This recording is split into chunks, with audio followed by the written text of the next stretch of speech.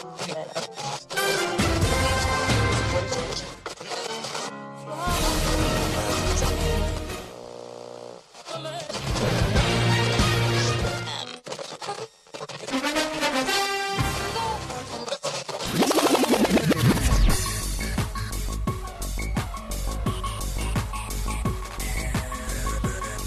your headphones and pour your favorite beverage. It's time for the Kickin or Stickin Fantasy Football Podcast. Now, fresh off the sidelines, your host, Matt McPeak.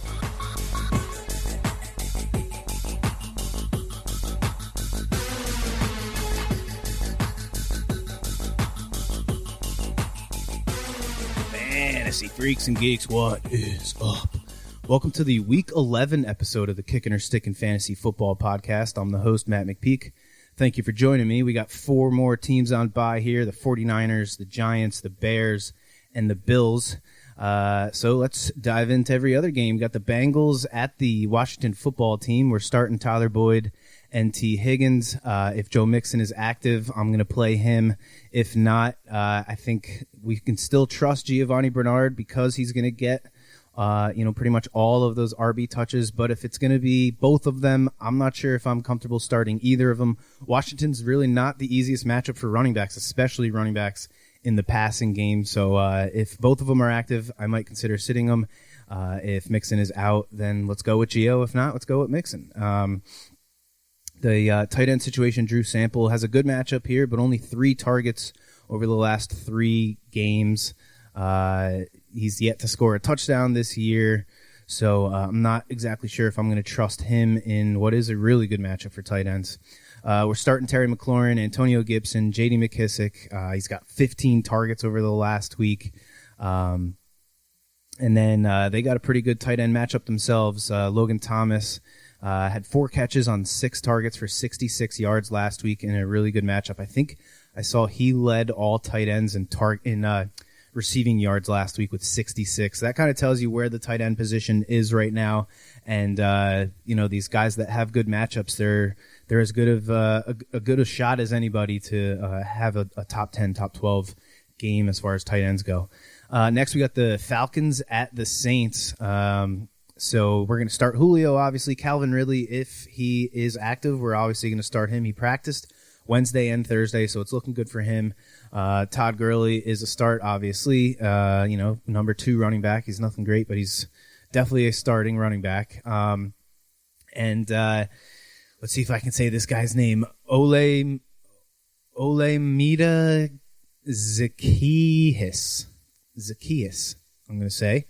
Caught 4 of his 6 targets last week for 103 yards and a touchdown while Calvin Ridley was out. So if Ridley misses this game again, I would take a shot with this dude. He also had a really nice game in week 4 when both Julio and Calvin were kind of dealing with some minor injuries. As far as the tight end goes, we got another tight end with a good matchup, Hayden Hurst. He benefited a lot from Calvin Ridley missing last week. Hurst had his season high in receptions with 7 on 8 targets for 62 yards. He now has 22 targets over the last 3 games, between 54 and 68 yards in each of his last 4 games.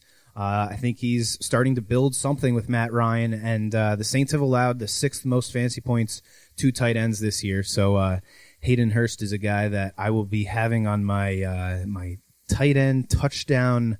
Anytime touchdown scorer round robin ticket. I'll talk about that when we get to the podcast picks. It's something I'm trying out for this year, so hopefully it works out for me. For the Saints, we got Drew Brees is out right now. Broken ribs, collapsed lung, or something with his lung. But we're still starting Alvin Kamara and Michael Thomas, obviously.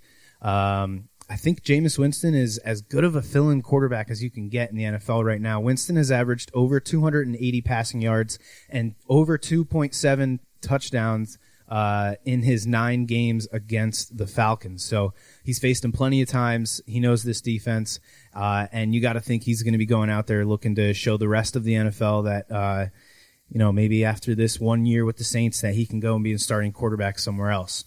The Falcons defense is horrible. 2nd most fantasy points allowed to quarterbacks this year. I'm also strongly considering Taysom Hill in my Superflex league as well.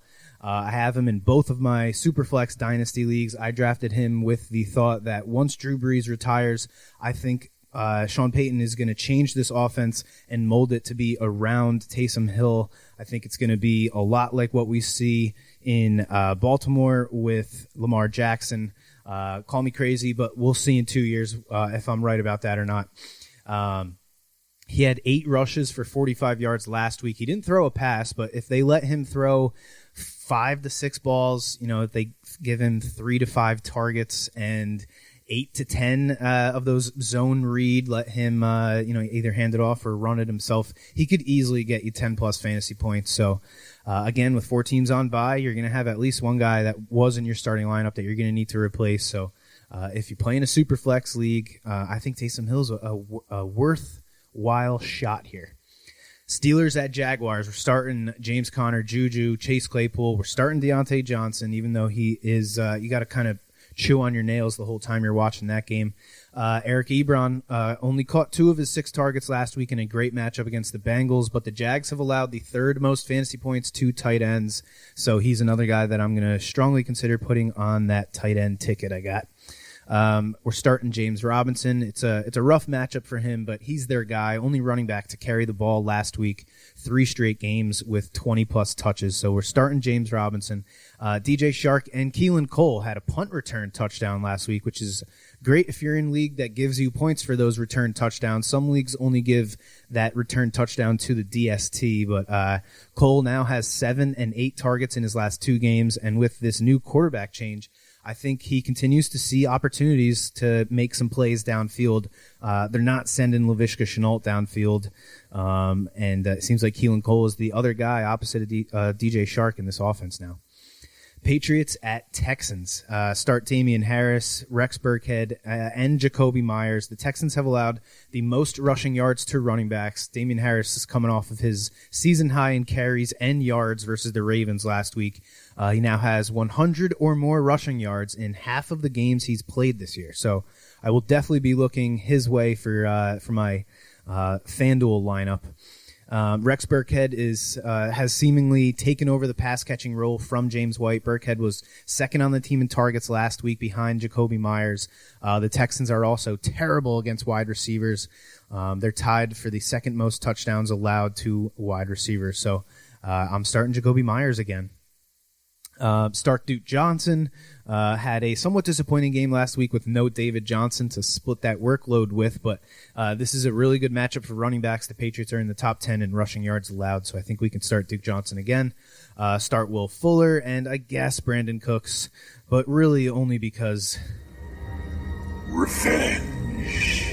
Next up, we got Eagles at Browns. We're starting Miles Sanders. Travis Fulgham tied Richard Rodgers for fourth on the team in targets last week. Only caught 1 ball, but that was his first game this year without either a touchdown or 73 or more yards receiving. So I'm not giving up on this Fulgham kid yet. We know these Eagle wide receivers like Alshon Jeffrey, it takes one misstep and this dude's going to be out for 4 weeks. So he seemed to have some kind of chemistry with Carson Wentz for the entirety of the season before last week. So I'm going to give him another shot. Jalen Reagor led the team in air yards last week. The Browns have allowed the 5th most fantasy points to wide receivers this year. So I'm playing Reagor in my Dynasty League, which granted is a 3 wide receiver, 2 flex plus the super flex, but I still think Reagor is a viable bye-week replacement in your normal fantasy leagues where you're only playing 2 wide receivers and a flex. As long as we don't have crappy weather in Cleveland again, so just keep an eye on that. The last 2 quote-unquote weather games in Cleveland have not been very kind to us fantasy players. Tight end, we got Dallas Goedert. The Browns have allowed the 5th most receptions to tight ends, but overall they're pretty average against the position. Maybe Goddard sees a slight bump in targets because of the matchup, but because of that, I'd say, he's as good as any start when it goes to the tight end position. You can pretty much just play any tight end, and you'll have as good a chance of anybody else. The tight end position really sucks this year.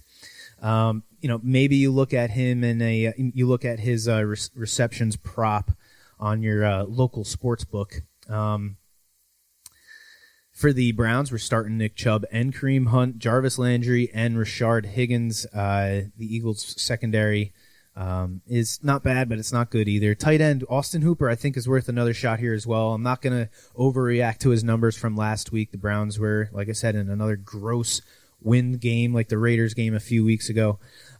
Eagles have allowed the 6th most fantasy points to tight ends, so Hooper might make the tight end touchdown score ticket. Lions at Panthers. So Kenny Golladay, it's not looking good for him. I think he practiced Wednesday and Thursday, but apparently he didn't practice as much on Thursday as he did on Wednesday, so that's not a good sign. If he doesn't practice on Friday, he's probably going to be a sit for us if he's not ruled out. So keep an eye on that. We're starting DeAndre Swift. He caught all five of his targets last week, second on the team in targets. Had just under 150 total yards with a receiving touchdown. Also got every single carry in the second half. So it's definitely DeAndre Swift's backfield now. We're starting Marvin Jones, has 4 touchdowns over the last 3 games. If Golladay is out again, Jones is a must start. And we got another tight end with a decent matchup here. T.J. Hawkinson had a top 10 matchup last week and did nothing, so I'm not sure if I can exactly trust him, but I think he was dealing with an injury from midweek, some kind of ankle or leg or injury, whatever it was. So if he's fully healthy, then I think he's worth a shot for the tight end touchdown ticket. But no matter what, if he's active, you're going to play him because, again, the tight end position just sucks. Teddy Bridgewater, we'll have to see if he's able to play. It's not looking good for him either. I don't think he's practiced at all this week. But my man from the XFL, PJ Walker, is going to step in for Bridgewater if he can't play. He was awesome in the XFL. He was the unanimous MVP before the season got cut short. So I wouldn't give up on the Carolina Panther players that you have on your fantasy team just because of the quarterback change. I think this kid's still going to be able to get the ball to them. But if you want my opinion on this game, you're just going to have to stick around for the podcast picks. We're starting Mike Davis, and he's a great play in DFS. The Lions have allowed the most touchdowns to running backs this year, and it's not even close. With a backup quarterback and no Christian McCaffrey, Davis should have a big bounce-back game here. I think we can start all 3 of these wide receivers as well. Like I said, I think P.J. Walker is still going to be able to get them the ball. So Robbie Anderson, DJ Moore, and Curtis Samuel are all starts if you ask me. The Lions have done a good job keeping wide receivers out of the end zone, but besides that, they've been a very average pass defense. The only one I'd be somewhat concerned about is Curtis Samuel because he's been the most inconsistent, but that involvement in the running game should really help keep him in your fantasy lineup, especially in non-PPR leagues. Next, we got the Titans at the Ravens. We're starting Derrick Henry and A.J. Brown, maybe Corey Davis. Had 2 games in a row with 10 targets in weeks 7 and 8, but then he kind of came back to earth in week 9. No catches on 3 targets against the Bears. Then he caught 5 of 6 balls, so that's good for 67 yards last Thursday against the Colts. So they're going to have the couple extra days off here. If you have other options, I would try and get away from Corey Davis because I just simply don't trust him. And plus, the Ravens have allowed the 4th fewest fantasy points to wide receivers this year. So I won't be surprised if he has another pedestrian game. Jonnu Smith, the Ravens are average against tight ends. So with how bad the tight end position is, like I keep saying, Jonnu is definitely a guy worth starting. We're definitely starting Mark Andrews. Had his season high in yards and receptions last week versus the Patriots. He led the team in targets, catches, and yards in that game. Nick Boyle suffered a season-ending injury, so it's Mark Andrews. He's going to get all the targets going forward. He'll only have the converted defensive lineman Patrick Ricard to compete with targets. And it seems like this Ravens offense is starting to get back to what they were doing so well last year, which was just run the ball and throw the ball to Mark Andrews. That's all you got to do. He's been very frustrating this year, but that is the tight end position. The Titans have been average against tight ends, so maybe Andrews can get back in the end zone here. What did I just do? Let me just click something random like that. All right, here we go. We're going to start Gus Edwards, looking like the best Ravens running back from last week and the past couple weeks. He had 7 carries to the 5 that Ingram and Dobbins each had. You don't like the split, but I think if you're going to start any of these three, it's going to be Gus Edwards. All 3 backs got 2 targets last week. Edwards had 30 receiving yards on his 1 catch. He was by far the best in the receiving department.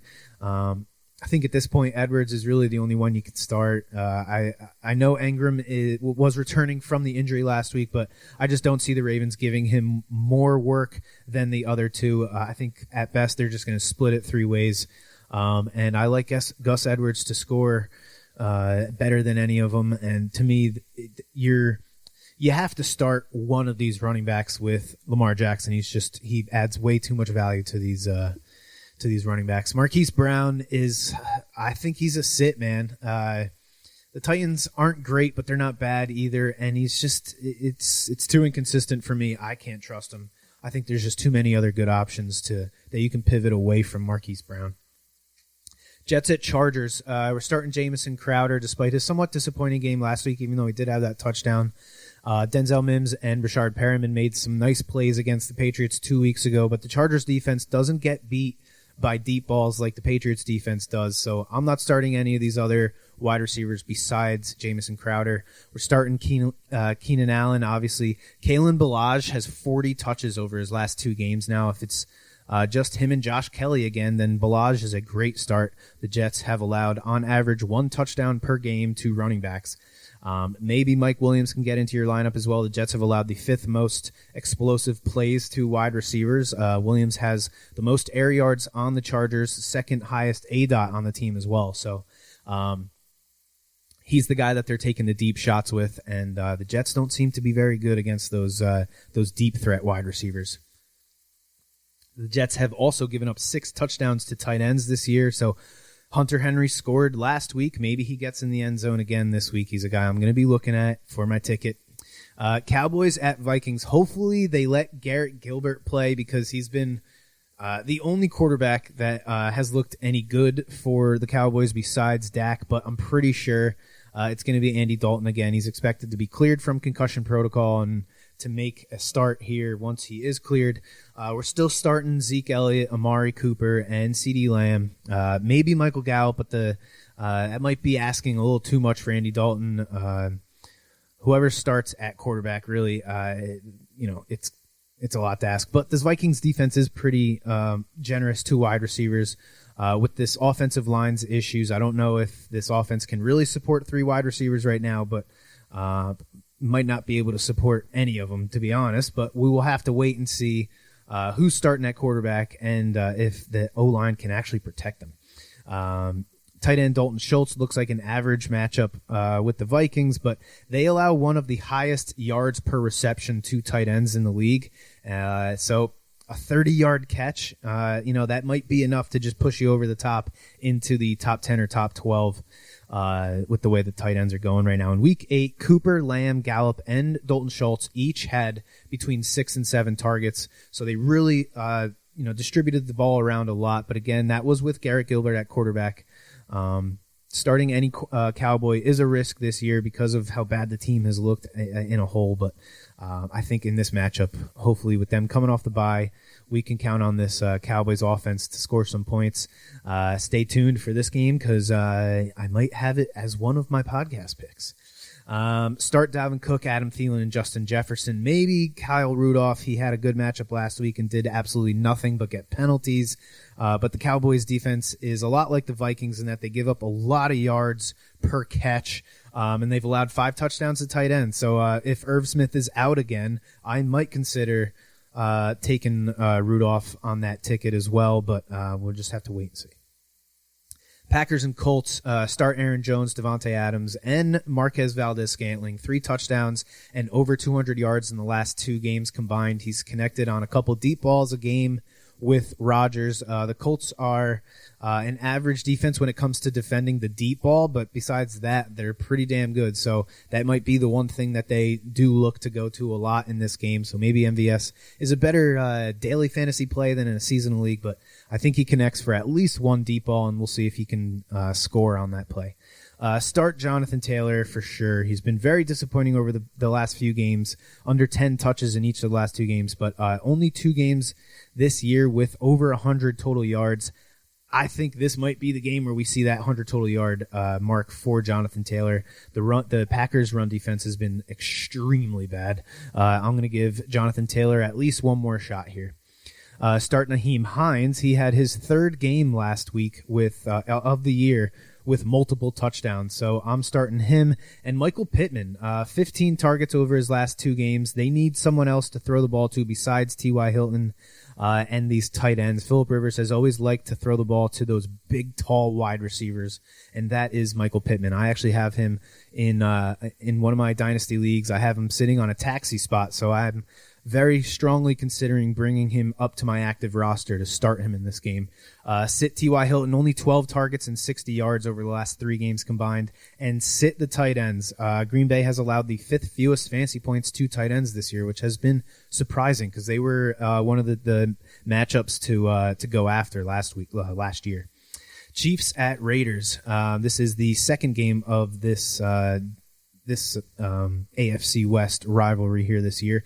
We're starting Tyreek Hill, Travis Kelce, and Clyde Edwards-Helaire, although I did see that he popped up on the injury report today with an illness. So hopefully that's not COVID. Hopefully he's just got a little cold or something. If Edwards-Helaire is playing, then I'm going to sit Le'Veon Bell. He's averaged under 3 yards per touch so far this year on 14 touches as a Chief. I have Le'Veon in one of my leagues, and I haven't even thought of playing him. He's really just on my team in case something happens to Clyde. If Clyde is out, then yes, obviously Le'Veon Bell is a start, but I'm not starting him if Clyde is healthy until Le'Veon shows me some explosiveness, shows me he can at least bring that average up to 5 yards per touch. That's really bad, man. Not sure what to do with Mecole Hardman. The Raiders have had, on average, an average pass defense, but they have given up the 7th most explosive plays to wide receivers this year. That's an explosive play is a passing play of 15 yards or more. I think the Chiefs are going to want to really stick it to the Raiders here. Long-time division rivals. Chiefs coming off the bye. The Raiders won the first game of the series earlier this year.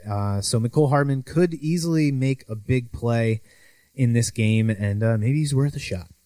Start Josh Jacobs and Darren Waller, maybe Devontae Booker in a 12-team league. He's got 150 rushing yards and 3 touchdowns on 24 carries over the last 2 games. Maybe Gruden looks back at last year to Josh Jacobs' injury late in the season and says, let's take it a little easy on him. Let's take a little bit of workload off his shoulders. Give Devontae Booker, 10 touches maybe if the game is close. Obviously, if they're losing, I have a feeling it's going to be just Josh Jacobs, but the Raiders are 6-3, so I don't think the idea of keeping Jacobs fresh for the end of the season, and dare I say the playoffs, is not a bad idea for the Raiders. In the last game of the week here, we got the Monday night game between the Rams and the Buccaneers. We're going to start Cooper Kupp and Robert Woods. I'm sitting all 3 running backs in this game for the Rams. I might consider Malcolm Brown because it seems like he'll see the majority of the short yardage carries, but he's really the only one I would consider. Akers, Henderson, and Brown split the 26 RB touches last week, 10 to Akers, 8 to Brown, 8 to Henderson.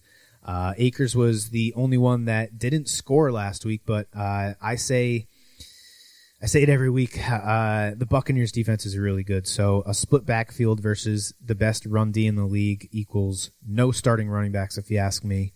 Unless you're really hurting, and in that case, I think Malcolm Brown's really the only one you can look at. Start Leonard Fournette. Start Ronald Jones. We saw that huge run last week. He can do that. Mike Evans, Chris Godwin, Antonio Brown, and screw it, you're going to play Gronk too. The Rams have a pretty solid defense, though. One of the top 10 pass defenses in the league, but this Buccaneers offense is just so powerful. You can't sit any of these guys. You just don't know who's going to have the big game. So that's going to do it for the game breakdowns. Let's take a hot minute here, and I'll drop in the podcast picks.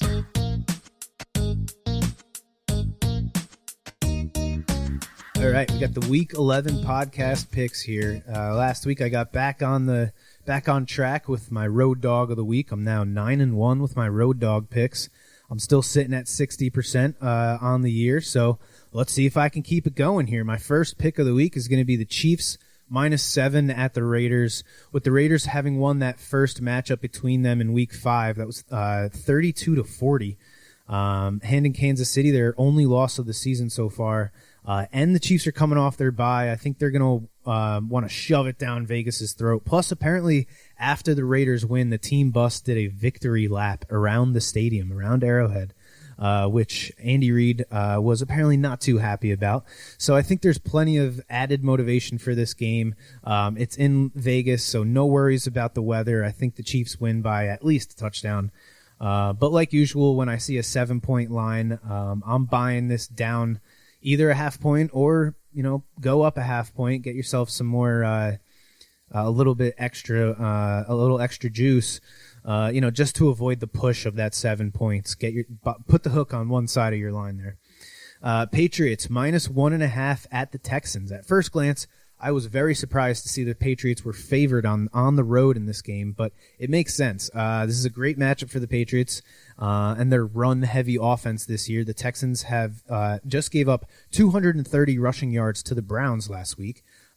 They've allowed the most rushing yards of this season. I think the Pats come out and run the ball with Damian Harris, Rex Burkhead, and Cam Newton a good 35 to 40 times, maybe sprinkle in some play-action shots to Jacoby Myers here and there. In Deshaun Watson's last 2 games against the Patriots, he was held to under 235 passing yards in both games. Watson has 6 touchdowns and 3 interceptions in his 3 career games against the Patriots, so it's not like he's owned the Patriots by any means. But he had DeAndre Hopkins in all 3 of those games, which he does no longer have. I think Belichick is going to double Will Fuller. They're going to put either Stephon Gilmore or J.C. Jackson on Brandon Cooks and force the Texans to win the game by running the ball and with their tight ends. The Patriots defense is nowhere near what it has been over the past couple of years, but I still have faith in Belichick to put his defense in a position to keep the Texans from going off in this game. I think they just run the living crap out of the ball, to be honest, and I see a 3 to 7 point win for the Patriots in Houston. So give me the Patriots -1.5. And my third pick is going to be the Colts -1.5 versus the Packers. This is the one I'm least confident in. But the Packers' run D is just so bad. They're almost as bad as the Texans' run defense. I think this is another game where the Colts just run the ball all day. We saw this Colts team last year go into Kansas City and just dominate the game with the running game. I think this game is very similar to that. But the Colts defense this year is actually better than it was last year. So I think they have a better shot of doing it in this game than they did against Mahomes last year. Aaron Rodgers had the Packers offense. They scare me for sure. I'll just say they scare me in this game. But after seeing what the Vikings did a few weeks ago, I think the Colts do the same thing. Even James Robinson had over 100 yards rushing last week with a rookie quarterback making his second career start.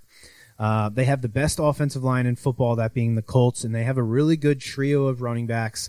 They have a defense that I think can keep the Packers from, having a crazy game. I don't think they're going to keep them down to, 1 or 2 touchdowns, but I think they can do enough. So give me the Colts -1.5 points against the Packers. My over for the week, this was one that I really struggled with. But once I started really diving into it, I'm pretty confident in this one. The Cowboys at the Vikings, over 48 points. Vikings are averaging 30 points a game at home this year, so I think they can get us a decent amount of the 49 points that we need. Dalvin Cook leads the league in rushing, and Dallas has allowed the second most rushing yards per game this year, so I think the Vikings will be able to put up points, no problem. I think the Cowboys will be trailing, which means more passing for them, so that's good for our over. The Vikings have allowed over 330 passing yards per game at home. They have an extremely young secondary and a very average pass rush. The thing that concerns me the most is the Dallas offensive line and whether they'll be able to keep Andy Dalton or Gabbert or whoever the hell the other quarterback is. If they can keep him clean is my concern. In their last game against the Steelers, however, The Steelers have the highest quarterback pressure in the league, mind you. The Steelers were only able to muster up 2 sacks against that Cowboy offensive line. I'm hoping that during their bye week, they were able to build on that good performance against Pittsburgh, and hopefully they can get this offensive line running again, and hopefully they can get us 20 points in this game, 2021. And the quarterback situation sucks, but the Cowboys just have so much talent on offense. So I think this game's going to go over. So give me over 48 points in the Cowboys-Vikings game. My under for the week is going to be the Monday Night Football game. Rams at Buccaneers, under 48.5. I know, who the hell wants to root for an under on Monday Night Football, but I just don't see this game getting to 49 points. I've mentioned on this podcast a million times how great the Buccaneers' run defense is, and they're also the only team besides the Steelers to have over 100 quarterback pressures this season. So that's about 10 per game. The Rams will be without their Pro Bowl left tackle, Andrew Whitworth, as well. He's out for the season, I believe. We've seen what happens to this Rams offense when they, A, can't run the ball, and B, Jared Goff is under pressure. They just don't move the ball very well. On the other side of the ball, we have the Buccaneers, who are just loaded with talent, coming off of a game that they scored 46 points, but the Rams have a pretty freaking good defense, too. They've allowed the second fewest points per game, the second fewest yards per game, third fewest first downs per game. Over the last 3 games, the Rams have the lowest opponent average time of possession in the league as well. So the defense is playing very good. This under is not one I'm super comfortable with, but it's very hard to find unders that you can be comfortable with in this league right now. I'm going to bet on these 2 defenses, and if the Tampa Bay Buccaneers offense is too scary to bet an under on, I wouldn't blame you. I think the away team total under 22 is also a good bet, and is probably safer. Actually, the odds are better for the Rams team total under than the under for the game. So yeah, it's a good bet, and I don't know, maybe we'll use that instead of the game under, but whatever. Whichever one you like better, you play it. My TD scores for Week 11. I'm going to go with DeAndre Swift. Got 21 touches last week, caught all 5 of his targets. He has become the guy in Detroit, showing us why he was drafted 35th overall.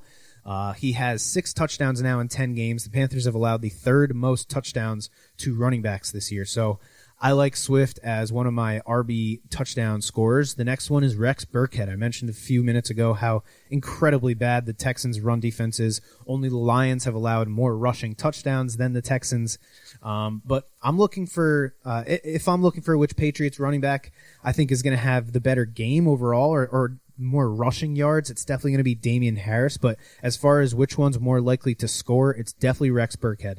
Of the 27 running back red zone rushing attempts for the Patriots this year, Rex Burkhead has 11 of them. So that's 40%. So this dude's getting 40% of the red zone carries. So let's go with Rex Burkhead to score a touchdown here in Week 11. And my third TD scorer for Week 11 is going to be Adam Thielen. He's scored 9 touchdowns this year. He is clearly the guy Kirk Cousins trusts the most. He has actually half of the team's red zone targets right now. The Cowboys are tied with the Vikings for the most touchdowns allowed to wide receivers. Another reason I like the over in this game. Dallas corner Chidobe Awuzie will most likely make his return from a hamstring injury, and he'll probably be tasked with covering Adam Thielen. So I like the matchup a lot for Adam Thielen. I like this spot for him, so I'm going to take him to score. And last but not least, let's get into the road dog of the week, baby. Oh, you didn't know? Your ass better call somebody.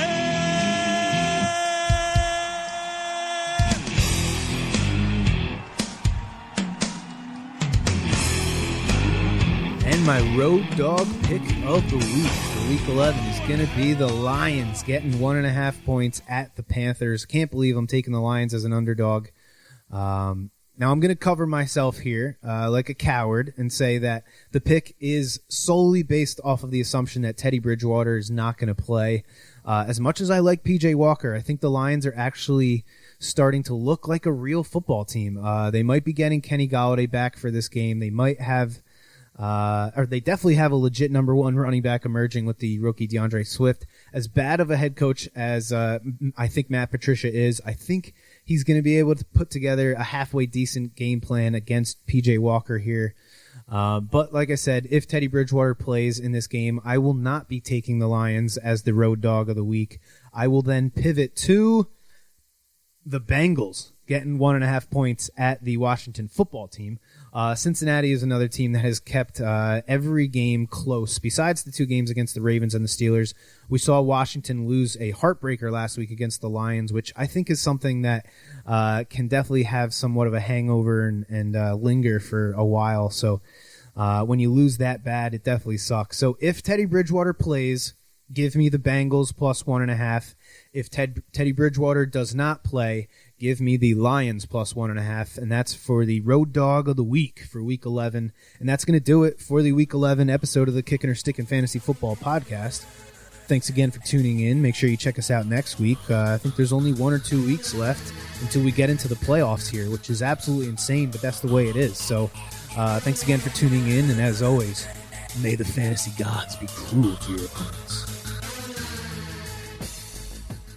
You have been listening to the Kickin' or Stickin' Fantasy Football Podcast. For more great episodes and information, follow us on social media and tune in every week. Kickin' or Stickin' is available on Google Podcasts, iTunes, iHeartRadio, Spotify, Alexa, Reach.tv, or your favorite podcast service. Kickin' or Stickin' is a proud member of the HC Universal Network family of podcasts. To find out more about this and other great shows on our network, visit us online at hcuniversalnetwork.com today. Fantasy football is fun, but gambling addiction destroys lives. If you or someone you love suffers from gambling addiction, please do not be afraid to seek help. The National Council on Problem Gambling operates the National Problem Gambling Helpline Network. Contact them today at 1-800-522-4700. Thank you for tuning in to the Kickin' or Stickin' Fantasy Football Podcast. Please remember to play responsibly and always look for your man downfield.